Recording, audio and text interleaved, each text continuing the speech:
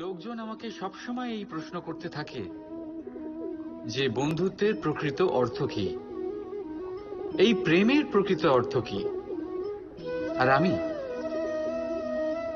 আমি শুধু হেসে যাই, কারণ এটা সেরকমই প্রশ্ন যেন কেউ জিজ্ঞেস করছে যে অনর্থের অর্থ কি।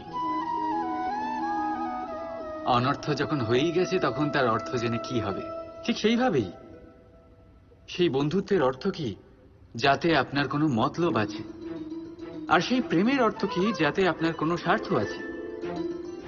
এই দুই ভাব এমনই যাতে আপনার কিছু চাওয়া উচিত নয়, শুধুই দেওয়া উচিত। আপনার সময়, আপনার ভাবনা, আপনার সুখ কিছু চাওয়ার জন্য করলে সেই বন্ধুত্ব কিসের? কিছু পাওয়ার জন্য করলে তা প্রেম কিসের? এমনিতেও দেখতে গেলে যারা প্রেম করে তাদের কিছু পাওয়ার প্রয়োজন পড়ে না, আর যাদের কাছে আছে 2.5 অক্ষরের শব্দ প্রেম, তাদের কাছে সংসারের সবথেকে বড় ভান্ডার আছে। তাহলে আপনারা এই ভান্ডার বৃদ্ধি করুন আর আমার সাথে বলুন রাধা রাধা।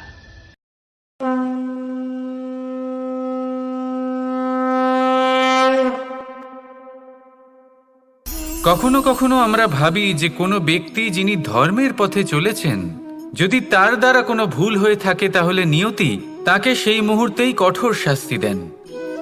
কিন্তু সেই সব মানুষ যারা সংসারের সবথেকে বড় অধর্মী, বহু নিকৃষ্ট মানের কাজ করেন, তাদের নিয়তি অনেক সুযোগ দেন। তাদের নিয়তি এরকম কঠোর প্রহার করেন না। এই ভাবনা কখনো না কখনো মনে আসেই। ভেবে দেখুন কেন? আসলে জীবনকে বেশিরভাগ মানুষ একভাবেই দেখে থাকেন, বিভিন্ন স্তরে একে দেখা উচিত। এবার আপনি বলুন, এই সংসারে কোনো অধর্মী কখনো প্রেরণার উৎস হতে পারেন? কখনোই নয়। যে মানুষ নিজের আত্মাকে মলিন করে ফেলেছেন, তিনি এই সংসারকে কিভাবে প্রেরণা যোগাবেন? উনি নিজেই বুঝতে পারেন না কোনটা করা উচিত, ধর্ম কোনটা। তাই নিয়তি তাকে একটা সুযোগ দেন, এটা বোঝার সুযোগ দেন যে কোনটা উচিত, কোনটা ধর্ম। সুযোগ দেন নিজের বিবেক জাগিয়ে তোলার, তাকে সুযোগ দেন নিজের অন্তরাত্মার ডাক শোনার। যখন তাতেও কাজ হয় না, তখন নিয়তির কাছে একটাই পথ বাকি থাকে, আর তা হল মহাবিনাশ। মহাবিনাশ হয়তো দেরিতেই আসতে পারে, কিন্তু তা অবশ্যই আসবে। আর যখন মহাবিনাশ আসে, তখন মহাবিনাশের যন্ত্রণা সমগ্র মানব জীবনের যন্ত্রণার থেকে অনেক বেশি হয়। এই কথাটা সবসময় মনে রাখবেন। আর অন্যদিকে যে মানুষ ধর্মের পথে চলছেন, তার দ্বারা যদি কোনো ভুল হয়ে থাকে, তখন নিয়তি তার পরীক্ষা নেন।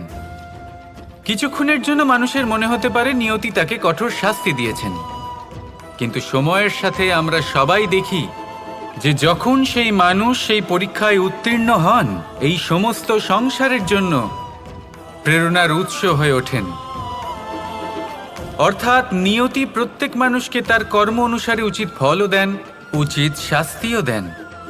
পার্থক্য হলো শুধুমাত্র সময় আর আপনার দৃষ্টিভঙ্গির। তাই ধর্মের পথে চলুন আর আমার সাথে ভালোবেসে বলুন রাধা রাধা।